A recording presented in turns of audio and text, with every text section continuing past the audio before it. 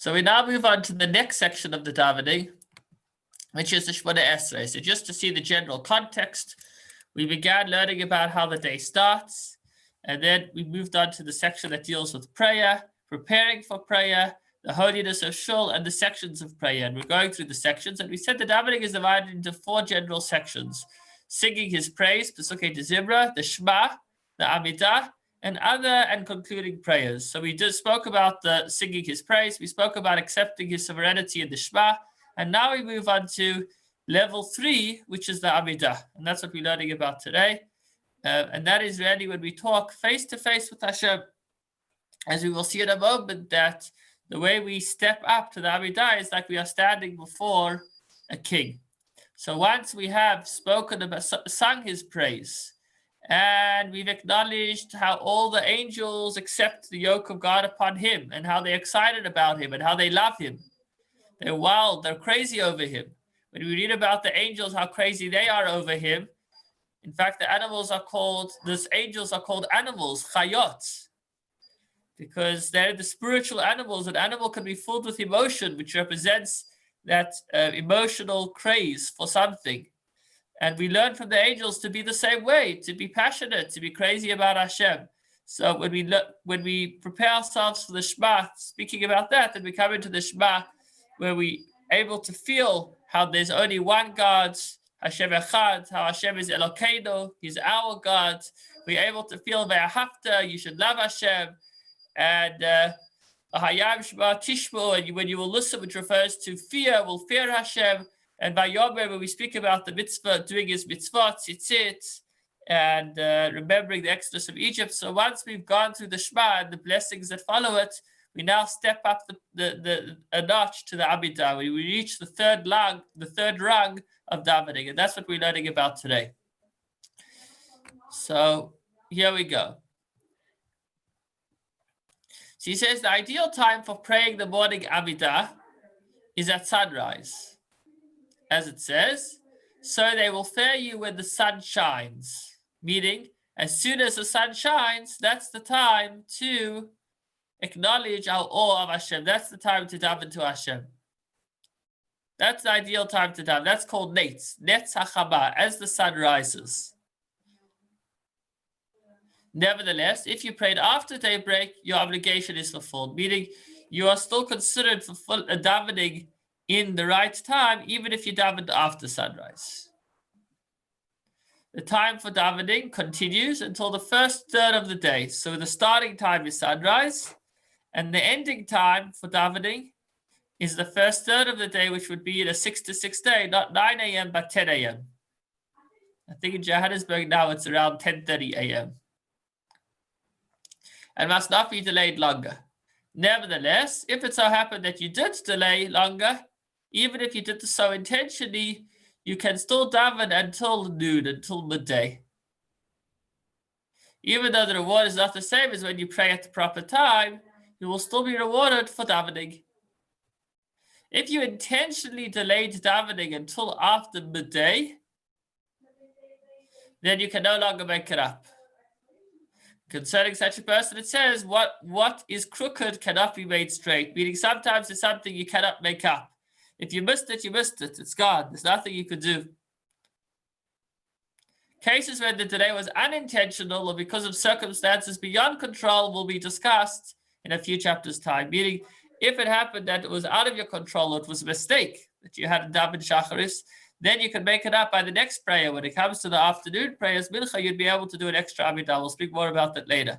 But that's if it was unintentional. If you intentionally delay davening until after midday, then unfortunately, this is something that cannot be made up. It is lost. You will never again be able to daven that particular Amida. You'll be able to daven the next one, but that one is lost.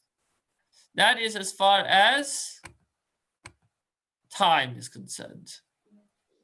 Now let's talk about how we gear up to Shemona Esrei, how we build our way up. So he says, before saying Tehillah Istakel Elyon, which is just a couple of lines before the Amida, at the end of the blessings that follow the Shema, one should stand and prepare oneself for the prayer of Shemona Esrei, of the Amida. By the way, Shemona Esrei means in Hebrew 18. And that is because the sages originally instituted 18 blessings, which include all of a person's needs, anything that a person may be asking Hashem for. I actually wanted to discuss this before we started, but we could pause here for a moment to discuss what the Amida is about. So the Amida on the simplest level is fulfilling the mitzvah of davening. Now, what is the mitzvah of davening on a basic level? It's to ask Hashem for our needs.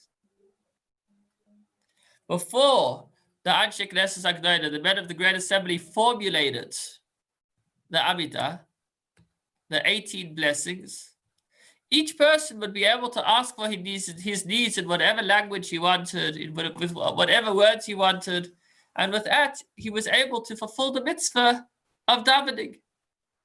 However, with the destruction of the temples and the dispersion of the Jews amongst the nations, where they were losing their knowledge, and they were even losing a language. Their language was becoming broken. So the men of the Great Assembly, including somebody such as Mordechai, who we read about in Purim, got together, and with a level of divine inspiration, with a level of something like prophecy, they coined 18 blessings that incorporate anything that a person might be asking for from Hashem. Why did they do this? Because this enabled people to have the words to be able to express what they were feeling. Without being given these words, it would be difficult for people to express themselves, to express their feelings. But these weren't just their words, they were words with divine inspiration, which means every Jew, when they say these words, the words of the Amida, they're able to ask Hashem for, that person is able to ask Hashem for his or her needs. Parenthetically, a 19th blessing was added. If you count all the times it says Baruch Atah Hashem at the end of a paragraph in the Amida, you'll see there 19 times, not 18. And there's an interesting story behind that, why that 19th blessing was added, but we'll leave it for now. That's what davening is on a basic level. On a basic level, davening is an opportunity for us to ask Hashem for our needs. But davening has many dimensions. And it's worth mentioning some of the deeper dimensions of davening. In addition, for it being a time when we ask for our needs, davening is also a time when we are able to assess ourselves, where we stand. Palel means a judge as well, from the word lihit palel. It's a time that we can assess ourselves. And davening also means, from the word tofel, tefillah, to attach. Meaning davening is not just an opportunity for us to ask for what we want, but it's a time for us to attach ourselves to Hashem. And all of this takes place when we daven. Some are more in tune with the basic meaning of davening, which is asking for our needs. And some are also in tune with the deeper dimensions, a time of working on ourselves, judging ourselves, not being judgmental in the negative sense, but a time to see how we can improve our character. And some focus on it being a time where we could really connect with Hashem. Connecting with Hashem means that we let our own humanistic interests and egos not get in the way of our connection to Hashem, and instead to allow the light of Hashem to shine within us. And in that context, when we davening Shemona Esrei, it's a time of absolute humility. It's a time when we feel we stand before the King of Kings himself. Even according to the basic meaning of davening, which is to ask for our needs, we certainly need to acknowledge who we are asking our needs from.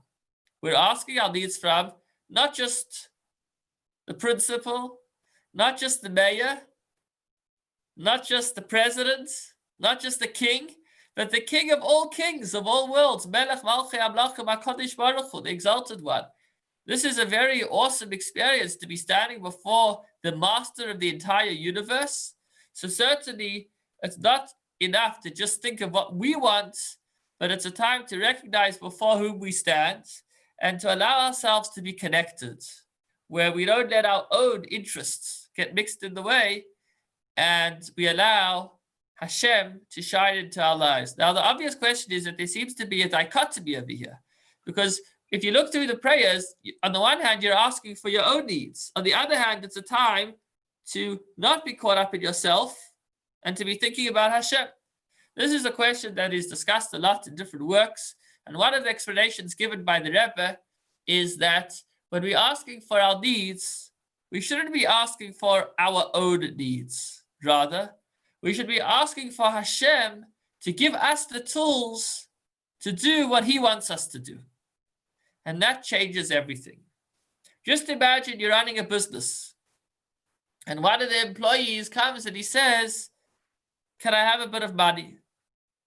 Whatever it is, can I have a bonus? Can I have a treat? Or maybe can you give me a ticket? I want to go to my brother's engagement party. That's one thing. But imagine if he says, can you give me a ticket? Because I want to look up, I want to go and fly out somewhere because I think there's a great product that will benefit your business. It's a game changer. The first is here the guy's got his own agenda. Why is he coming to me for tickets? Here we got to speak about business. The second is, wow, he's thinking about what role he can play in making the business succeed. Similarly with Hashem. Shemona Esrei is not just a time to ask for what I want, for what I need, but it's a time to think, Hashem, you have a vision and a mission for us in this world, to make this world a godly and holy place. Please give us the tools so that we can do what you want us to do. And in that context, it's most appropriate to ask for our needs, because our needs are no longer our own needs, but they are the needs that we are asking on behalf of Hashem to fulfill his mission. That's a little introduction when we to the Shemona Esrei, the 18 or 19 blessings. So we spoke about the time, and with that in mind, what I've just discussed, let's see how we prepare. So when we reach a few verses before the Shemona Esrei, before the Amida, from the verse Tehillah Istakel Elyon, one should stand and prepare oneself for the prayer of Shemona Esrei. One should rid oneself of phlegm and saliva and anything that may distract your thoughts. So both physically, you're going to now be saying a lot of words. Remember, we said davening cannot be done with the eyes. Davening needs to be done with the lips. Remember the reason for that? Because everything is about having a physical impact in the world. And if there's no physical movement other than our eyeballs, it's having very little impact on the world. So we want to move our lips and hear the sound so that it reverberates through the planet and makes a global positive change. And if we're going to be saying all the words of the Amida, there's probably a good few hundred of them. So we want to make sure that our mouth is clear. We want to clear ourselves of distracting thoughts. Then we take 3 steps back. We say these last few verses of Tehillah Istakel Elyon up until the final words before the Amida, which is Ga'al Yisrael, the Redeemer of Israel, or he who has redeemed Israel. Then return to your position by walking 3 steps forward in the manner of one approaching a king. And then, immediately as soon as you finish that paragraph before the Amida Ga'al Yisrael, without any interruption, you move into the Shemona Esrei. In fact, between Ga'al Yisrael and the Shemona Esrei, one wouldn't even answer to Kaddish, to Kedusha, to Baruch Hu. Why? Because immediately after speaking about how Hashem redeemed us from Egypt, we want to go straight into the Amida where we ask him for our needs. So there should be no interruption between speaking about redemption and the Amida. And he says, therefore, it is best practice, it is best to be precise in concluding that bracha just before the Amida, Ga'al Yisrael, simultaneously with the Chazan. Why? Because if you finish before the Chazan, then there could be a question of whether or not you should answer Amen. By the way, in our shul, in most Ashkenazi shuls, the Chazan actually ends that blessing quietly. Have you ever wondered? He says, Baruch Atah Hashem, go. And you don't hear him finishing the blessing. What happened? Every other blessing, he ends loud and clear. It's because since you're about to begin the Amida, we don't want to have any interruption between the blessing before the Amida and Amida. We don't even want to answer Amen to that blessing. So to prevent people from answering Amen, he ends quietly.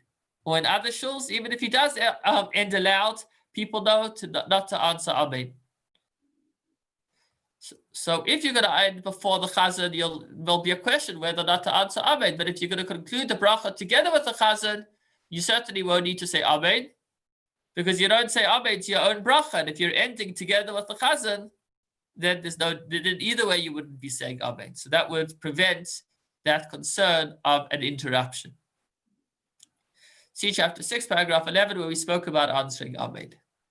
In the evening service by Ma'ariv, interesting, we don't go straight from Ga'al Yisrael, which speaks about redemption, into the Amida. There's another paragraph that's added in there, which is quite interesting, but that's when we learn about Ma'ariv. We're not there just yet. So since anyhow, by the Ma'ariv prayer, we don't go straight from speaking about redemption into saying the Amida, therefore one would be allowed to say Amen. And that's why actually there's Kaddish over there. And we answer Amen, and that's not a problem. Okay. Before praying Shemona Esrei, we say the verse, Hashem, Sefasai Tiftach. My master, open my lips, and let my words say your praises.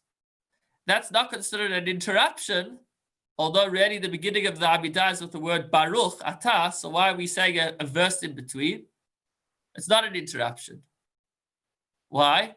Because that is relevant to the prayer. We're about to daven to Hashem. We say, Hashem, please help me with this. Open up my lips. And this goes back to what we were saying before, allowing Hashem's mission to really reverberate through us. Hashem, you open up my lips. I don't want to be caught up in myself over here, but help me, assist me in doing this right, in doing my mission right. That's certainly not an interruption. As opposed to saying any other verse, such as Kishem Hashem Ekra, this would not be the time for that. That would be an interruption, unless it was in a time of davening where one would be allowed to speak, such as before Musaf on Shabbos, before the Amidah and Mincha. One would be allowed to speak before that Amidah because it's not coming in the progressive ladder where we've been slowly building up. By the Musaf and Mincha, we kind of go straight into the Amidah. We just say one little paragraph, one prayer before. I see we have passed the 5:20 mark. Thank you for joining.